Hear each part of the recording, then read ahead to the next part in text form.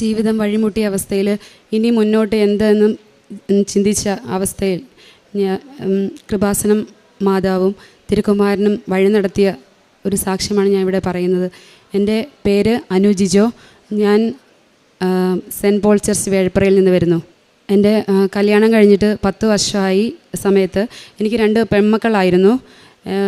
2018 October 10 എൻ്റെ മൂത്ത മകൾ സഡൻ ഡെത്ത് അവൾക്ക് സംഭവിക്കുകയാണ്. രാവിലെ അവൾ എഴുന്നേറ്റ്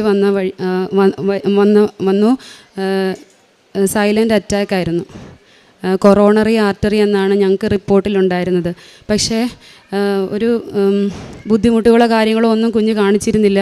അതുകൊണ്ട് തന്നെ ആ മരണം ഉൾക്കൊള്ളാനായിട്ട് എനിക്ക് വളരെ ബുദ്ധിമുട്ടായിരുന്നു. ആ ഒരു സമയത്ത് ഞാൻ ഈ കൃപാസന മാതാവിനോട് ഒരുപാട് വഴക്കിട്ടുകൊണ്ടാണ് ഇരുന്നത്. എൻ്റെ ആ കുഞ്ഞ് മരിച്ച ആ ഒരു ദിവസമൊക്കെ മരണമാണ് സംഭവിച്ചതെന്ന് എനിക്കറിയാം. പക്ഷേ ഇനി എന്താണ് ഇനി എൻ്റെ ജീവിതത്തിൽ ഇനി എങ്ങനെ ഞാൻ ഇനി മുന്നോട്ട് പോകും? ഇനി എൻ്റെ ഹസ്ബൻഡിനെ ഞാൻ എന്ത് പറഞ്ഞ് ആശ്വസിപ്പിക്കും?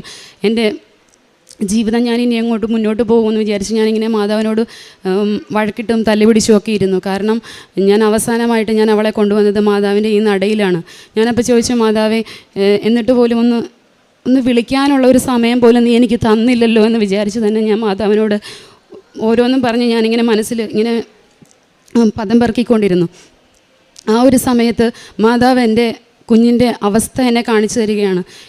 വളരെ സുന്ദരിയായിട്ട് ഒരു വൈറ്റ് ഡ്രസ്സൊക്കെ ഇട്ടിട്ട് ചിറകുകളൊക്കെ വിരിച്ചിട്ട് ഇത്രയും സുന്ദരിയായിട്ട് ഞാൻ എൻ്റെ കുഞ്ഞിനെ പിന്നെ എൻ്റെ ജീവിതത്തിൽ അതുവരെയും കണ്ടിട്ടില്ല, പിന്നെ അങ്ങോട്ട് കണ്ടിട്ടേ ഇല്ല.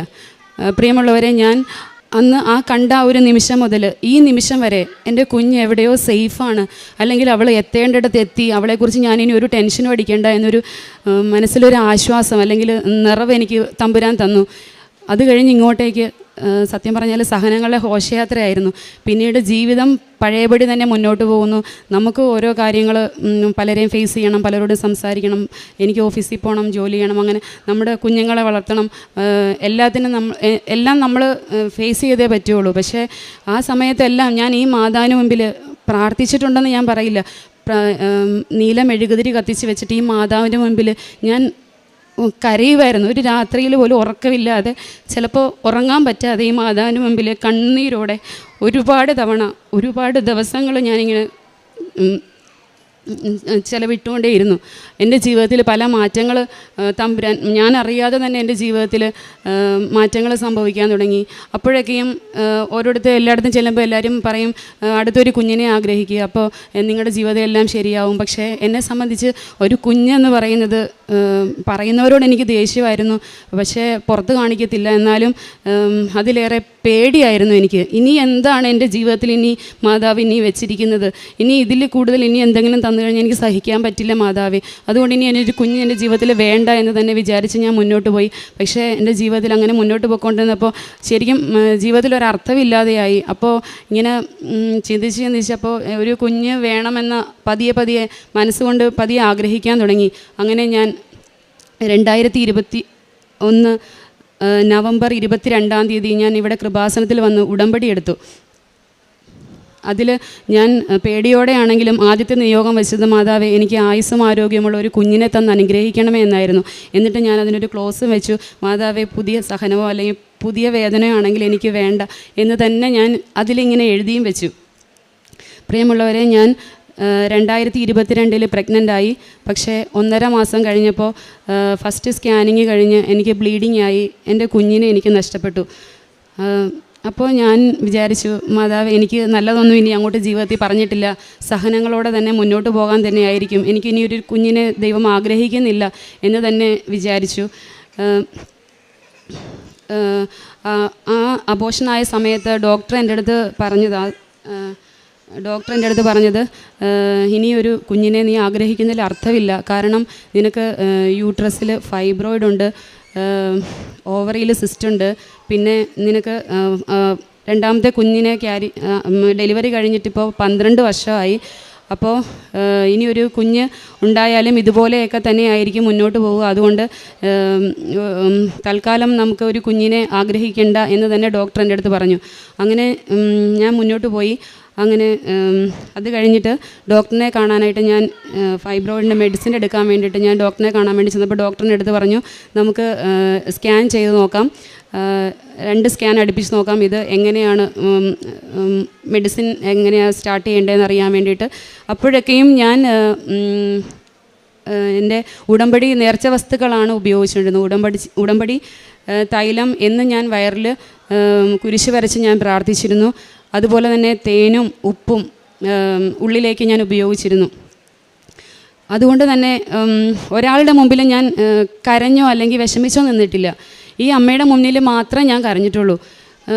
അത് കഴിഞ്ഞ് 2ാമത്തെ സ്കാനിങ്ങിന് ഞാൻ ആശുപത്രിയിലേക്ക് പോകുമ്പോൾ എൻ്റെ ഈ ഉടമ്പടി കാശുരൂപം ഞാൻ എൻ്റെ കയ്യിൽ മുറുക്കെ പിടിച്ചു. എന്നിട്ട് ഞാൻ മാതാവിനോട് പറഞ്ഞു, മാതാവേ, നിനക്ക് എന്താണ് ഇന്ന് എന്നോട് പറയാനുള്ളത്, അത് ഈ ഡോക്ടറിലൂടെ എന്നോട് പറയണം. മെഡിസിൻ എടുത്ത് ഇനിയും അങ്ങോട്ട് കണ്ടിന്യൂസ് ആയിട്ട് മെഡിസിൻ എടുക്കാനാണെങ്കിൽ എനിക്ക് താല്പര്യമില്ല. ഞാൻ ഇറങ്ങി വന്നിട്ട് എൻ്റെ ഹസ്ബൻഡിനോട് പറയും, കുഴപ്പമില്ല, സാധാരണ രീതിയിൽ നമുക്ക് മുന്നോട്ട് പോകാം എന്ന് തന്നെ പറയും. എന്താണ് നീ എന്നോട് പറയേണ്ടത്, അത് ഇന്ന് ഡോക്ടറിലൂടെ എന്നോട് പറയണം എന്ന് പറഞ്ഞു. ഞാൻ സ്കാനിങ്ങിന് കയറി.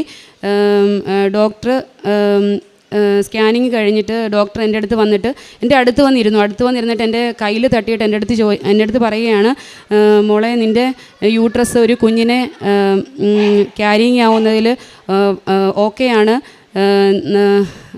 നമുക്ക് എന്തുകൊണ്ട് ഒരു കുഞ്ഞിനെ ആഗ്രഹിച്ചുകൂടാ എന്ന് ഡോക്ടർ എൻ്റെ അടുത്ത് ഇങ്ങോട്ട് ചോദിക്കുകയാണ്. അപ്പോൾ ഞാനപ്പോൾ വിചാരിച്ചു, ഈ ഫൈബ്രോയിഡ് സിസ്റ്റ് എന്നൊക്കെ പറഞ്ഞ് ഞാനിങ്ങനെ വളരെ ടെൻഷൻ അടിച്ച് പോയി. അപ്പോൾ ഡോക്ടറിനോട് ഞാൻ ചോദിച്ചു, ഡോക്ടറെ, ഫൈബ്രോയിഡ് സിസ്റ്റ്? അപ്പോൾ എൻ്റെ അടുത്ത് പറയുകയാണ്, അതൊക്കെ നോർമലാണ്, അതൊന്നും കുഴപ്പമില്ല പിന്നെ എന്ന് ഡോക്ടർ എൻ്റെ അടുത്ത് ഇങ്ങോട്ട് പറയുകയാണ്. അങ്ങനെ ഞങ്ങൾ പ്രാർത്ഥനയിലൂടെ മുന്നോട്ട് പോയി. നെക്സ്റ്റ് മന്ത് തന്നെ ഞാൻ ക്യാരിങ് ആയി. ഒരുപാട് ബുദ്ധിമുട്ടുകളും ടെൻഷനും പ്രശ്നങ്ങളും ഒക്കെ ഉണ്ടായിരുന്നെങ്കിൽ പോലും അപ്പോഴെല്ലാം എൻ്റെ ആശ്രയം ഈ ഉടമ്പടി വസ്തുക്കൾ, നേർച്ച വസ്തുക്കൾ മാത്രമായിരുന്നു. എന്ത് ബുദ്ധിമുട്ട് വന്നാലും, എന്ത് വിഷമം വന്നാലും ഓടി വന്ന് ഉടമ്പടി തൈലം എടുത്ത് പുരട്ടും, അല്ലെങ്കിൽ ഉടമ്പടി വസ്തുക്കൾ തേനും ഉപ്പും സേവിക്കും. ഇതായിരുന്നു എൻ്റെ ഏറ്റവും വലിയ മരുന്ന് ആ സമയത്ത്. അതുപോലെ തന്നെ ടെൻഷനും കാര്യങ്ങളും ഒക്കെ ഉണ്ടായിരുന്നു. എനിക്ക് അങ്ങനെ ഇരിക്കുമ്പോൾ ഹാർട്ട് ബീറ്റ് കൂടും. പക്ഷേ എല്ലാത്തിലും ഞാൻ ആശ്രയിച്ചിരുന്നത് ഈ ഉടമ്പടി വസ്തുക്കളെ തന്നെയാണ്. അങ്ങനെ ഞാൻ മുന്നോട്ട് പോയി. എൻ്റെ കുഞ്ഞ് മരിച്ചത് ഒക്ടോബർ മാസമാണ്. ഒക്ടോബർ 10-ാം തീയതിയാണ്. ആ സെയിം മാസം തന്നെ എനിക്ക് ഒരു ആൺകുഞ്ഞിനെ തന്ന് എൻ്റെ തമ്പുരാൻ എന്നെ അനുഗ്രഹിച്ചു. എൻ്റെ ഈശോയ്ക്കും എൻ്റെ മാതാവിനും 1000 നന്ദി. ഞാൻ ചെയ്യുന്ന പ്രേക്ഷിത പ്രവൃത്തി എന്ന് വെച്ചാൽ എൻ്റെ കൃപാസനം മാതാവിനെക്കുറിച്ചും കൃപാസനത്തെക്കുറിച്ചും എന്നെക്കൊണ്ട് പറയാവുന്നവരോട് പറഞ്ഞ് മനസ്സിലാക്കി കൊടുക്കുകയാണ് ചെയ്യാറ്. അതുപോലെ തന്നെ കൃപാസനം പത്രം വിതരണം ചെയ്യാറുണ്ട്. അത് ഓരോ വീടുകളിലും കൊണ്ട് കൊടുക്കുക ചെയ്യാറ്. പിന്നെ അതുപോലെ തന്നെ സാക്ഷ്യങ്ങൾ നമ്മൾ കാണുമ്പോഴത്തേക്കും ഓരോരുത്തർക്കും ആവശ്യമുള്ള സാക്ഷ്യങ്ങൾ കാണുമ്പോൾ അവർക്കത് ഷെയർ ചെയ്ത് കൊടുക്കാനായിട്ട് മാക്സിമം ശ്രമിക്കാറുണ്ട്. കാരുണ്യപ്രവൃത്തി എൻ്റെ മുൻപിൽ ആവശ്യമായിട്ട് വരുന്നവരെ ഒരിക്കലും ഞാൻ തള്ളിക്കളയാറില്ല. അതുപോലെ തന്നെ അത് കണ്ടറിഞ്ഞ് ചെയ്യാനായിട്ട് സാധിക്കുന്നുണ്ട്. അതുപോലെ തന്നെ പ്രാർത്ഥനയിൽ ഒരുപാട് തമ്പുരാൻ്റെയൊക്കെ അടുത്തായിരിക്കാനായിട്ട് എപ്പോഴും ഇങ്ങനെ നമ്മളൊരു ചെറിയ തെറ്റ് ചെയ്താലും, തമ്പുരാനെ ഞാൻ തെറ്റ് ചെയ്തു പോയല്ലോ, ഉടനെ തന്നെ അപ്പം തന്നെ ക്ഷമിക്കണേ എന്ന് പറയാനായിട്ടുള്ള ഒരു ധൈര്യം എനിക്ക് തന്നത് ഈ ഉടമ്പടിയാണ്. അതുപോലെ തന്നെ എന്നെ ശ്രവിക്കുന്ന നിങ്ങളോട് എനിക്ക് പറയാനുള്ളത്, എന്ത് വിഷമം ആയിക്കോട്ടെ, എന്ത് സങ്കടം ആയിക്കോട്ടെ, എന്ത് വേദന ആയിക്കോട്ടെ, എല്ലാം മാതാവിൽ അർപ്പിച്ച് ഈശോയിലേക്ക് കൊടുത്തു കഴിഞ്ഞാൽ അതിന് എന്നും ഫലമുണ്ടാകും, അതിനൊരു ഉത്തരം ഉണ്ടാകും. അതുപോലെ ഉടമ്പടി വസ്തുക്കൾ ഉപയോഗിക്കുന്നതിനെയൊക്കെ പിന്നെ വിലയിരുത്തുന്നവരോട് ഒന്നേ എനിക്ക് പറയാനുള്ളൂ, അത് അനുഭവം കിട്ടിയവർക്ക് അത് പറയാതിരിക്കാൻ പറ്റില്ല. ആ ഒരു വലിയ അനുഗ്രഹം ഈ നടയിൽ നിന്നുകൊണ്ട് പറയാനായിട്ട് ഭാഗ്യം തന്ന എൻ്റെ അമ്മയ്ക്കും എൻ്റെ ഈശോയ്ക്കും 1000 നന്ദി. ഹബക്കൂക്ക് പ്രവാചകന്റെ പുസ്തകം 1-ാം അധ്യായം 5-ാം തിരുവചനം. ജനതകളുടെ ഇടയിലേക്ക് നോക്കി വിസ്മയഭരിതരാകുവിൻ, പറഞ്ഞാൽ വിശ്വസിക്കുവാനാവാത്ത ഒരു പ്രവൃത്തി നിങ്ങളുടെ നാളുകളിൽ ഞാൻ ചെയ്യുവാൻ പോകുന്നു.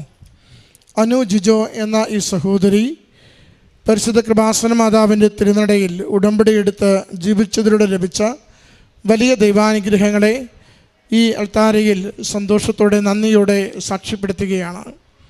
മകൾ തൻ്റെ അനുഭവം സൂചിപ്പിച്ചു. തൻ്റെ മൂത്തമകൾ മരണമടഞ്ഞ് അവിചാരിതമായി ഹൃദ്രോഗത്താൽ മരണമടഞ്ഞ് ജീവിതം മുഴുവനും തകർന്ന തരിപ്പണമായി മുന്നോട്ടെങ്ങനെ പോകുമെന്നറിയാതെ ആകെ ആദ്യപിടിച്ച നാളുകളിലാണ് കൃപാസന മാതാവിനെ പരിചയപ്പെടുന്നതും അമ്മ മാതാവിൻ്റെ തിരുനടയിലെത്തി ഉടമ്പടി എടുക്കുന്നതും. പ്രാർത്ഥിക്കുവാൻ വാക്കുകൾ ഒന്നുമില്ലാതിരുന്ന നാളുകളിൽ അമ്മയുടെ നീലത്തിരി കത്തിച്ചു വെച്ച കണ്ണീര് കൊണ്ട് അമ്മയുടെ അരികിൽ നിരന്തരമായി തൻ്റെ ജീവിതത്തെ, തൻ്റെ നിരാശകളെ, തൻ്റെ മാനസികമായ എല്ലാ തകർച്ചകളെയും കൊടുത്തുകൊണ്ട് അമ്മയുടെ സംരക്ഷണം തേടി പ്രാർത്ഥിച്ചു തുടങ്ങിയത്. മകളുടെ വാക്കുകളിൽ അത് ആവർത്തിച്ച് സൂചിപ്പിക്കുന്നുണ്ട്. തകർന്നുപോയ മനുഷ്യർക്ക് ബലം കൊടുക്കുന്ന അമ്മ മാതാവിൻ്റെ സാന്നിധ്യമാണ് കൃപാസനം. ഉടമ്പടിയിലായിരിക്കുമ്പോൾ നമ്മുടെ ജീവിതത്തിൻ്റെ ഏതൊരു പരാജയത്തെയും പ്രശ്നത്തെയും അമ്മ മാതാവ് ഏറ്റെടുത്ത തിരുക്കുമാരന് കൊടുക്കുകയും നമ്മുടെ കണ്ണീരൊപ്പുകയും നമ്മുടെ പ്രശ്നങ്ങൾക്ക് പരിഹാരത്തിനുള്ള വഴികൾ അമ്മ നമുക്ക് തെളിച്ചു തരികയും ചെയ്യുന്നു. 5 വർഷങ്ങൾക്ക് ശേഷം ഒരു കുഞ്ഞിന് വേണ്ടി ആഗ്രഹിച്ച് തുടങ്ങുമ്പോൾ അതിക്ക് മുമ്പ് എല്ലാവരും പറയുമ്പോൾ അതിനോട് മനസ്സുകൊണ്ട് എതിർപ്പും ഇനി എന്തെങ്കിലും കുഞ്ഞിന് സംഭവിക്കുമോ എന്ന ഭയവും ഒക്കെ ഉണ്ടായിരുന്നെങ്കിലും കുഞ്ഞിന് വേണ്ടി ആഗ്രഹിച്ച് തുടങ്ങിയ നാളുകളിൽ ഒരു കുഞ്ഞ് ഉദരത്തിൽ ഉരുവാവുകയും അത് വീണ്ടും അബോട്ടാകേണ്ട ഒരു സാഹചര്യത്തിലേക്ക് പോവുകയും ചെയ്തു. യൂട്രസിൽ കുറച്ച് കുഴപ്പങ്ങളുണ്ടെന്നും സിസ്റ്റം മറ്റ് കുഴപ്പങ്ങളുമുണ്ടെന്ന് ഡോക്ടർമാർ അത് പറയുക ചെയ്യുന്നതോടുകൂടി ഒരുപക്ഷെ ഇനിയൊരു കുഞ്ഞിനെ ഉദരം വഹിക്കുവാൻ സാധ്യതയില്ലെന്ന അവസ്ഥയിലാണ് അമ്മയുടെ അരികിൽ ഏറെ ആഗ്രഹത്തോടെ അമ്മയിൽ ശരണപ്പെട്ടുകൊണ്ട് നിയോഗം എഴുതി സമർപ്പിക്കുക ഒരു കുഞ്ഞിന് വേണമെന്നത്. ഒരു ഡോക്ടർ കൊടുത്ത ധൈര്യത്തിൻ്റെ ബലത്തിൽ വീണ്ടും ഒരു കുഞ്ഞിനെക്കുറിച്ച് ആഗ്രഹിച്ച് പ്രാർത്ഥിക്കുകയും ഉദരത്തിലുരുവായ കുഞ്ഞിനെ, ആദ്യത്തെ കുഞ്ഞ് മരിച്ച അതേ മാസം തന്നെ അമ്മ മാതാവ് കുഞ്ഞിന് ജന്മം നൽകുവാൻ മകളെ സഹായിച്ച് അനുഗ്രഹിച്ചതിൻ്റെതാണ് സാക്ഷ്യം പങ്കുവെച്ചത്. നമുക്ക് അസാധ്യമെന്ന് കരുതുന്നത് നമ്മളെല്ലാം അവസാനിച്ചുവെന്ന് കരുതുന്നിടത്ത് പുതിയ നാമ്പുകൾ മുളപ്പിച്ചുകൊണ്ട് നമ്മുടെ ജീവിതത്തിന് പ്രതീക്ഷയുടെ, സന്തോഷത്തിൻ്റെ പുതിയ ആകാശം നൽകുവാൻ അമ്മ മാതാവ് എപ്പോഴും കൂടെയുണ്ട് എന്ന മകളുടെ വാക്കുകളിലൂടെ സാക്ഷ്യപ്പെടുത്തുകയാണ്. ജീവിത പങ്കാളിയുടെ ജോലിക്കാര്യത്തെയും മകൾ സാക്ഷ്യപ്പെടുത്തി. അതും മകളോടൊപ്പം കുറേ നാൾ ഉണ്ടായിരുന്നു. നല്ല ജോലിക്ക് വേണ്ടി ആഗ്രഹിച്ച് നിയോഗം സമർപ്പിച്ച് പ്രാർത്ഥിച്ചു. അതും അമ്മ മാതാവ് തന്നെ ക്രമപ്പെടുത്തി നല്ലൊരു ജോലി മകന് വിദേശത്ത് നൽകുന്നതിന് ഈ നാളുകളിൽ സഹായിച്ചുവെന്ന്. പ്രത്യേകിച്ച് സഹോദരി പറയുന്നുണ്ട്, എൻ്റെ തകർച്ചയുടെ നാളുകളിൽ ഉടമ്പടിയുടെ നേർച്ച വസ്തുക്കളാണ് അടുത്തൊരു കുഞ്ഞിന് വേണ്ടിയുള്ള എൻ്റെ പ്രാർത്ഥനയെ അനുഗ്രഹിച്ചു കൊണ്ടിരുന്നത്. വിശ്വാസത്തോടെ നേർച്ച വസ്തുക്കൾ ഞാൻ ഉപയോഗിക്കുമ്പോൾ എനിക്കത് ഔഷധമായി മാറുന്നത് ഞാൻ തിരിച്ചറിഞ്ഞിരുന്നു. നേർച്ച വസ്തുക്കളുടെ വിശ്വസ്തതയോടെയുള്ള പ്രയോഗം അത് ജീവിതത്തിൻ്റെ ഏത് മേഖലയിലാണെങ്കിലും അത് അനുഗ്രഹത്തിനും സംരക്ഷണത്തിനും ഫലസിദ്ധിക്കും കാരണമാകുന്നുവെന്ന് ഉടമ്പടി ധ്യാനത്തിൽ ജോസഫ് അച്ഛൻ ആവർത്തിച്ച് നമ്മളോട് സൂചിപ്പിക്കാറുണ്ട്. അതിൻ്റെ ജീവിക്കുന്ന സാക്ഷ്യങ്ങളാണ് ഈ അൾത്താരയിൽ എന്നും പ്രഘോഷിക്കപ്പെടുന്നത്. ഈ മകൾക്ക് ലഭിച്ച, ഈ കുടുംബത്തിന് ലഭിച്ച വലിയ നന്മകൾക്ക് അമ്മ മാതാവിനും തിരുക്കുമാരനും നന്ദി പറഞ്ഞുകൊണ്ട് കരങ്ങളടിച്ച് ഈ സാക്ഷ്യം നമുക്ക്